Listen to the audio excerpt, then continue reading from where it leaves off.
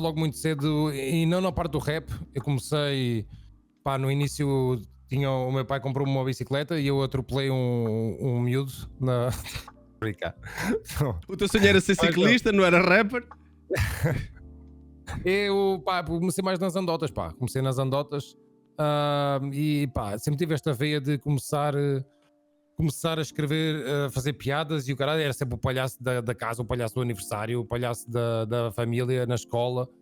E eu pá, bué de novo, 11 anos, nem sei bem, mano. Tinha tinha uma cena de. Bem cedinho, pá. Pá, aquilo era tipo uma cena para pôr cassetes, para pôr, é tipo uma rádio antiga, não sei bem, com colunas, eu nem sei bem o nome daquilo, uma aparelhagem, e dava para gravar. E comprei um microfonezinho de merda e gravava lá. Ainda há pouco tempo foi engraçado que eu tive com o Fernando Rocha na Liga Portugal e contei-lhe esta história, e o gajo ficou bué da contente, pá, trocámos o número, às vezes falamos, e o cara anda bacana, pá, contei-lhe isto, nunca tinha dado com ele de uma forma para lhe contar isto, e ele foi o meu Inspiração. arranque para tudo o que tenho hoje. Eu começo a escrever, a contar anedotas dele nas cassetes, e comecei a vender à minha família, ia bater de porta em porta dos vizinhos a dizer que eram as minhas anedotas, e eram as anedotas do Fernando Rocha, que ele ainda era em escudos. E aí começou essa cena. Depois, quando eu vou morar para Vila Real, de Santo António, já vinha com a cena do rap, dos meus primos da América traziam umas músicas de rap. Pá, eu gostava de ser bad boy, queria ser rebelde e o caraças. E pronto, comecei a andar com malta mais do bairro e começámos a fazer rap. Para além de rap, só fazíamos merda. E pronto, tinha essa veia de lado, mas eu sempre gostei de estar em palco, estás a ver? Sempre. Pá, gostava de fazer merdas, vender cenas, também depois E também já aparece aí a veiazinha do negócio, não é? Tu já não fazias só para te mostrar, tu já fazias para vender. Claro, e vendia tudo nessa altura, vendia coisinhas. Comecei a vender muito cedo, mas sempre fiz essa cena de ter os meus próprios negócios, estás a ver? A minha família também é toda assim, emigrou muito cedo, toda a minha família tem empresas. O meu pai emigrou aos 16 anos para os Estados Unidos. E depois, quando veio para cá, montou a sua própria empresa. A minha tia também tinha uma imobiliária, a minha outra tia tinha uma loja de roupa. Pá, toda a parte da minha família sempre foi esta cena de criar negócios, estás a ver? Eu sempre tive essa veia, estás a ver? Sempre tive essa veia. E tu começas então com isso, e depois tu falas que quando vais da América gostavas desse tipo de músicas e começaste também a querer ser o bad boy, e é aí que te aparece o rap? Pá, foi mais. Eu acho que tudo na vida, Bruno, também tem a ver conforme as pessoas que tu encontras na tua vida, estás a ver? E tiveste alguma influência ou alguns amigos que... Claro, em 2000 já faziam rap, que eram os meus melhores amigos de lá, começamos a dar juntos, e já curtia das cenas de rap, começámos a escrever umas coisas, ouvíamos muito hip hop juntos, e pronto, tínhamos um microfone do MSN partido, que aquilo nem os fones tínhamos só a parte do micro, e gravámos uma primeira música na casa dele, para um quarto, mesmo ali no bairro, uma cantinha, gravámos assim a música. Pá, e aquilo correu bem, teve sucesso dentro da nossa cidade, que ninguém fazia música. A Câmara Municipal convidou logo a gente para dar um concerto na Praça Marquês de Pombal, para irmos cantar essa música lá. Ou seja, aos 13 anos estávamos em cima de um palco, três parvos, tem dizendo, a cantar hip hop. E pá, e tudo surgiu daí, mas lá está, quando falas de trabalho, e eu vou-te contar aqui uma cena que é, dos três, eu sou o único que continua a fazer música. E engraçado, foram eles que te inspiraram a ti, não é? Foram eles que te inspiraram a ti e tu és o único que continua. Era o mais fraco dos três de longe, mas de longe. Era-me podre, que hoje em dia ainda sou, malta. Não vale a pena comentar e não vale a pena ir com essas piadas que ainda sou hoje. Não vale a pena começar, é que eu digo antes de vocês. Mas, por exemplo, nessa altura, eles dois tinham muito mais jeito para cantar, mas não tinham a minha cena. E eu, pau, começo a fazer música. Eu aos 14 anos, 15, quando eu continuei sozinho e larguei o grupo porque eu queria fazer concertos, queria organizar cenas, eles falhavam nas letras, esqueciam-se das letras, não produziam cenas, eu estava sempre a querer. Consegui que nós fôssemos gravar uma cena de um apoio, que eu consegui um apoio de uma cena de pá, que ele chamava-se Pelo Bairro, ou o que é que era, e conseguimos gravar um CD todo num estúdio. Nós lançámos um CD todos juntos, apoiado por uma cena pá, não me lembro já, pá, não uma associação qualquer. Depois eu queria fazer mais, eles mais desligados, e lá está, comecei sozinho. E pá, tinha pá, 15 anos, 2008, lancei o CD Onde o Sonho é a Ilusão, meu primeiro CD, aluguei o Centro Cultural. Tu, ao entrares, recebias uma oferta de um CD com o bilhete de entrada, pus 360 pessoas no Centro Cultural de Vila Real de Santo António. Com 15 anos, estavas tu a dizer? 2008. Pá, imagina, um miúdo normalmente nessa idade está preocupado com outras cenas, né? E de repente tu, para além dessa veia, teres a coragem de alugar um centro cultural e fazer um espetáculo teu, estavas com uma confiança do caralho nessa altura também. Foi há 17 anos, ou 17 anos, né? 2008, 17 anos.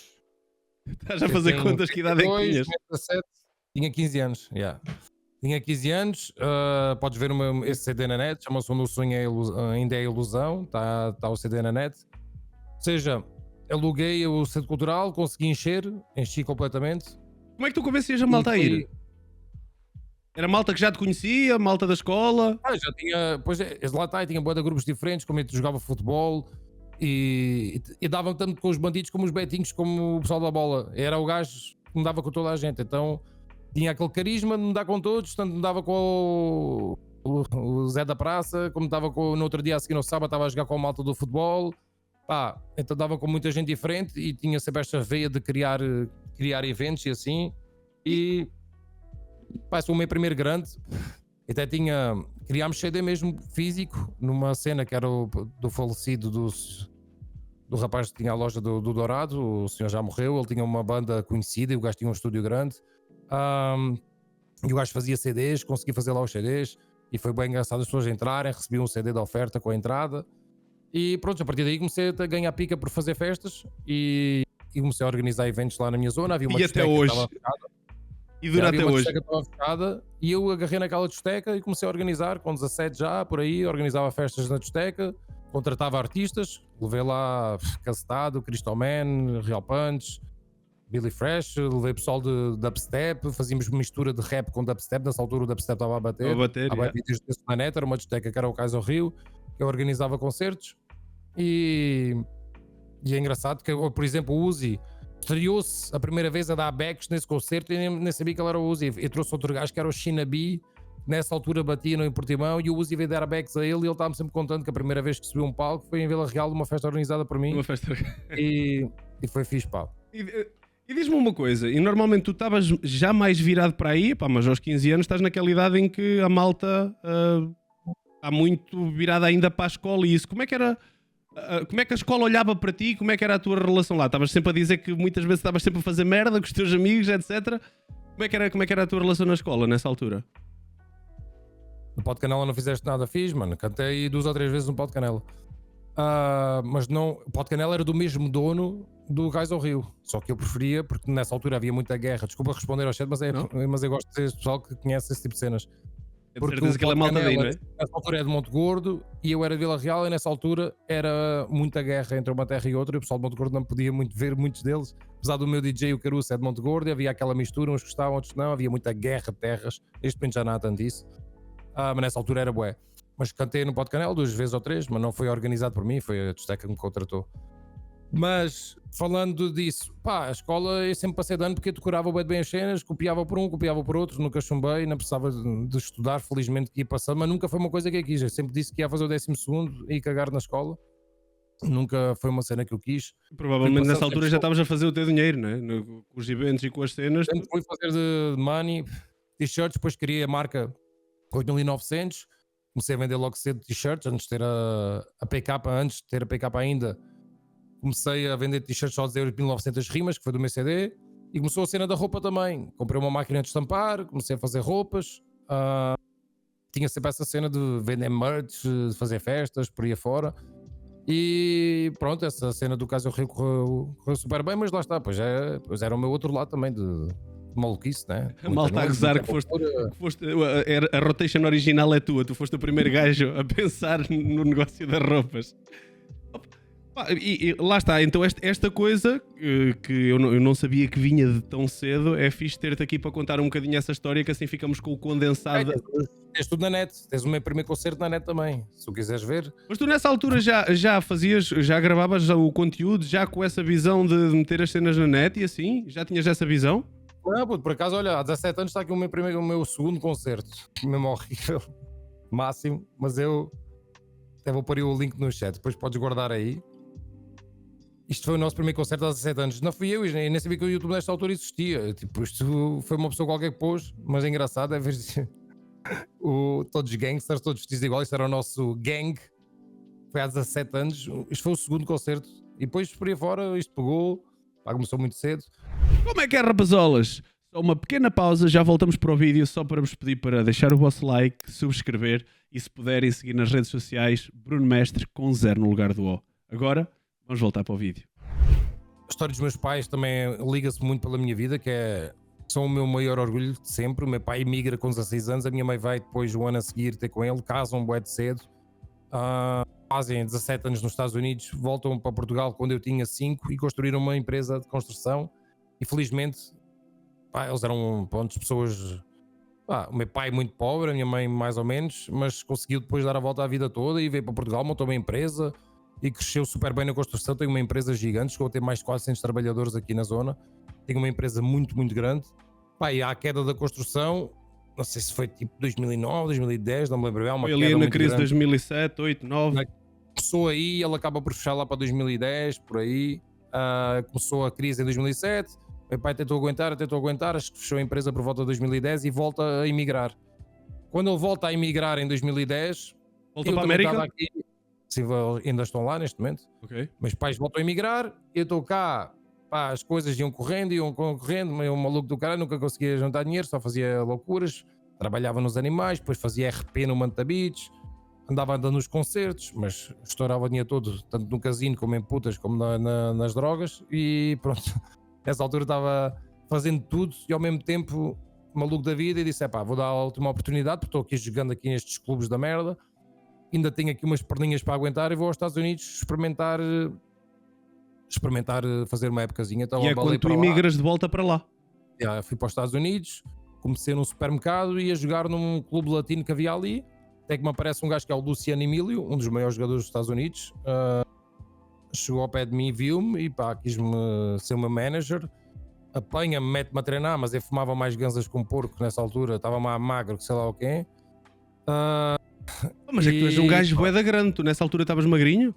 Estava bué magro, umas fotos minhas que eu estava mesmo esqueleto, estava a fumar muita ganza nessa altura.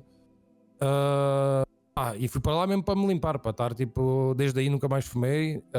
Fumo uma vez ou outra com os amigos, assim, uma cena ou outra, se bem. Mas tipo, nessa altura fumava mesmo regularmente, estava mesmo com mais companhias, então abalei para lá, e vou ter com meus pais e vou, treinava e fui fazer uns testes a uma equipa que é o Richmond Kickers, que é tipo uma da série B.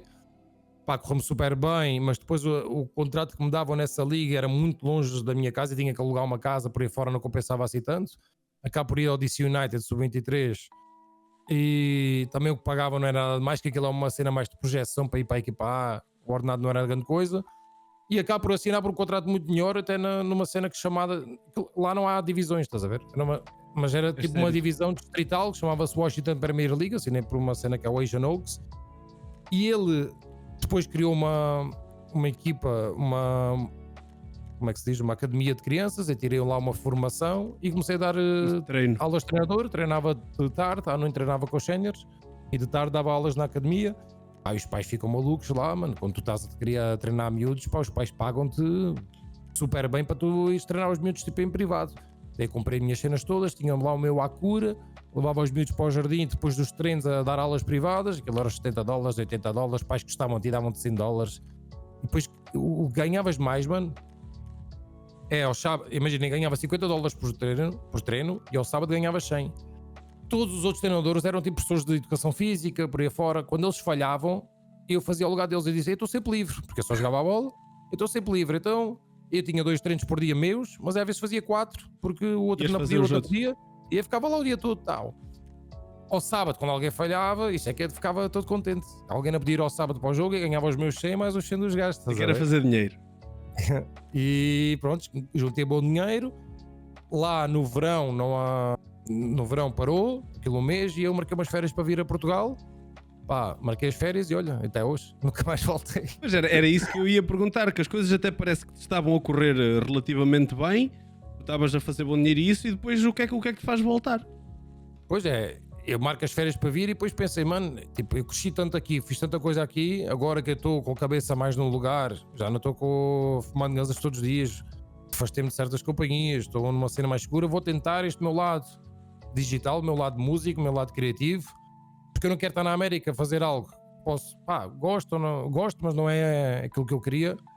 E disse aos meus pais: eu vou ficar cá, eu vou tentar tudo o que tenho para vir cá, porque eu não quero estar nos Estados Unidos a pensar isso pudesse ter dado, isso pudesse ter acontecido. Porque é difícil tu ires para os Estados Unidos com 21 anos, fui com 20, fazia 21, passar 2 meses. Estou sempre a contar isso, que chega à América e tive de esperar 1 mês e meio para poder ir à noite, porque na América só entras com 21. Já. E eu chegas lá sem amigos, é diferente do que estares aqui com os teus amigos, não é? Toda a gente está aqui à minha volta, eu tenho aqui uma base gigante, chego aos Estados Unidos, só me dava com um pessoal mais velho, trabalho casa, casa, trabalho, por mais que eu fosse É feliz. a vida fazer de o meu imigrante, trabalho, não é, puta? É diferente. Claro. A vida de imigrante acaba por ser um bocado assim, não tem nada a ver. muitos poucos amigos, e era complicado quando tu estás no sítio, toda a gente conhece, vais a qualquer lado, és um amigo de toda a gente, e chegas à América és o Zé Ninguém. É E- muito difícil essa mudança, estás a ver? Antes de falar desse regresso, enquanto tu lá estavas e o bichinho da música estava aí, os concertos e as festas, essa vertente lá nunca apareceu? Nunca tentaste organizar lá nada, música lá, nada? É uma cena muito diferente, mano. Lá é um meio, tens que entrar lá no meio, para entrar lá no meio não é fácil. Eu continuava a fazer rap para Portugal, em português, punha no Facebook nessa altura vídeos com o iPhone a fazer rap e fui mantendo assim. Depois lançava uma música ou outra que tinha lá um estúdio, um primo meu, e lá gravei uma música ou outra, mas nunca cena para a América, nunca cena. Não, aquilo lá é muito diferente, mano. É muito diferente. Mas tentaste, tipo, tu eras fluente em inglês, acredito, não é? Se estavas lá a viver? Ou... Mas o rap é completamente diferente, mano. Já sou um gajo só de boom bap e não sei quem, aquilo lá é uma cena. E depois onde eu vivia não. Tipo, como é que tu vais conhecer alguém? Como é que tu vais conhecer o gajo da discoteca? Como é que tu vais fazer um connect? Aquilo é tudo muito mais fechado, tipo, não há aquela. Se eu crescesse num college, eu já estava num college e vais dando aqueles. Agora quando tu és um As gajo. coisas iam só- acontecendo. Aí tinhas que eu furar. falava mais espanhol, eu falava mais espanhol que falava português, porque eu só me dava com latinos. O Latino. Luciano Emílio é brasileiro e a caminha dele era porque ele jogou nas Honduras, tinha muitos latinos. Todos os meus alunos eram latinos. As pessoas que trabalhavam comigo no supermercado eram latinos. O meu melhor amigo era boliviano. Pá, eu falava mais espanhol que inglês. Aquilo é difícil porque é um mundo muito grande e era difícil encontrar as conexões. Eu acho que não tive um amigo americano mesmo. Uma vez fomos sair à noite e contei isto. Éramos 7 homens, fomos sair todos juntos ao aniversário e nenhum era da mesma nacionalidade. A multiculturalidade lá é tipo incrível. Surreal, é. Tens então umas férias em que vens cá ter a Portugal, decides então apostar tudo, falas com os teus pais, ainda fazendo aqui só uma revisão rápida, como é que os teus pais foram vendo sempre esta carreira, este gajo que não na escola, pronto, sabias que ias fazer o 12º ano e bazar, mas que estavas sempre metido em festas, a organizar, a trabalhar desde muito novo, tu paravas em casa? Pá, pouco tempo vivia em casa dos meus pais, que é sair com 14 anos e quase nunca voltei. Eu fui viver para Lolé com 14, 15, fim para 16 e nunca mais voltei para os meus pais. Ia, voltava, ficava uns meses, ia para o meu avô, depois ia morar para a vila, aluguei um apartamento, depois pá, andei sempre por aí. Eu já tive mais de 15 casas. E depois eu voltava para os meus pais uns meses e saía, pá, estava sempre por aí. Eles iam sabendo das cenas que tu ias fazendo, das festas, do rap, eles iam-te acompanhando nisso? Sim, Nós somos de uma apoiavam, geração que às vezes os pais são um bocado mais desligados. Eu sou de 90, tu és de 93, não é? Pá, meu pai não gostava, claramente, é um homem à antiga, de início não gostava e isso é música e o caralho, essas roupas, e claro que era aquele preconceito inicial e meu pai sempre quis que eu trabalhasse com ele nas obras e depois ainda fiz muito tempo, trabalhei com ele nas obras também, eu ajudava, ia trabalhar uma tarde, outra tarde não ia, lá está, como eu fazia o meu próprio tempo, depois ia ajudar o meu pai, depois peguei no caminhão, houve uma altura, tive 2 meses a trabalhar sempre com ele porque ele precisou que o homem ainda estava lá e tive que pegar no caminhão. Mas sempre, pá, sempre, como eles sempre viam que eu conseguia fazer dinheiro, também sempre confiaram em mim. Yeah. Fixe, pá, fixe. Tu então regressas, decides apostar tudo e quais é que são as primeiras merdas que tu fazes quando chegas cá? Cheguei cá com o dinheiro da América, fui a um casino e estourei o dinheiro todo no mesmo dia. Isso ainda foi antes de tu pedires a cena para não entrar nos casinos? Yeah, foi a seguir a isso. Eu no primeiro dia que cheguei dos Estados Unidos estourei o dinheiro todo no casino, ainda tinha a mala por fazer, todo bêbado, peguei uma bebedeira com os meus amigos. Ei, E o dinheiro todo trouxe da América, estourei eu todo no casino na mesma noite. E Foi das isso piores cenas da minha deve vida. ter feito pensar, digo eu. Tu sais dessa noite com um cabeção. Não, eu acordei, olhei para o lado e vi a minha mala dos Estados Unidos feita e tinha 0 € na carteira. Vim fazer férias e tinha 0 €. Estourei 3.500 €, trouxe de lá para passar o verão. Estourei os 3.500 € no casino. E como é que isso te acontece e tu mesmo assim não pensas em voltar para lá e decides ficar e arriscar tudo, meu? É que pelo menos quando vem um imigrante, não é? Que faz algum dinheiro, e se calhar hoje em dia já não, mas pelo menos na nossa geração, quando alguém ia para fora, havia sempre aquele sonho de voltar, não é? Voltar e fazer a vida cá e estar cá com os Lá há seus. um ano. Mas eu deixei lá algum dinheiro ainda nos Estados Unidos, porque não era para voltar. Pois. Mas o dinheiro que eu tinha tido para as férias, Às férias? que era 3.500 €, hoje tinha mais dinheiro nos Estados Unidos. Ok. Então ainda mas- tinhas aí um backupzito que tinhas deixado Tinha lá. passar férias, supostamente 2 meses, ia passar mesmo o verão todo. E o tinha dinheiro de 2 meses 3.500 foi ali, numa noite. E estourei toda uma noite. Tive que ir trabalhar no verão. Nas férias, nas supostas férias. Como é que ia contar à minha mãe? Transfere-me lá o dinheiro daí se eu trouxe o dinheiro. Essa altura não podia contar, então tive que estar no verão a trabalhar num bar. Fui para os animais trabalhar e a minha mãe, porque estás a trabalhar neste férias? É pá, é só para juntar os trocos. Tive que estar tive que passar o verão a trabalhar e enquanto decidia se ficava cá ou não. Comecei a trabalhar nos animais nesse verão quando voltei. Do Aqua Show, ali um part-time de verão, porque era uma cena a um bom horário, era das 7 da noite, que era aqui em Monte Gordo, das 7 da noite à meia-noite, dava para passear à noite e dizia a ela que era um part-time para ganhar os trocos e aquilo até se ganhava bem, tirava dali 1.000 e poucos euros. Como é que E tu vais trabalhei ter, esse verão. como é que tu vais ter aos animais? É um trabalho, tipo, tu nunca tinhas feito nada parecido, nem nada, como é que... O meu melhor amigo, o irmão era o dono e aquilo era vender fotos nas ruas, abordar pessoas, então era mesmo a minha praia, Ok. meter-me com pessoas, vender, incentivar as pessoas a virem, como é que é, coisa, brincar ali um bocado, tínhamos peluches também, peluches mascotes e o caralho, era uma animação mais de rua e era uma cena que, pronto, o horário era bom, ganhava-se bem. Ainda dava para sair já à noite? Dava para passear à noite, dava para dizer que era um part-time e pronto, entro nisso, começo a ganhar bem e pronto, depois isso, o avião era no fim do verão e eu disse, pá, não vou ficar cá, pedi à minha mãe para mandar-me o dinheiro que tinha lá, manda-me o dinheiro que tinha lá e juntei durante esse verão, ou mais uns meses, juntei mais o dinheiro que trouxe da América e arrisquei tudo para abrir a loja de roupa.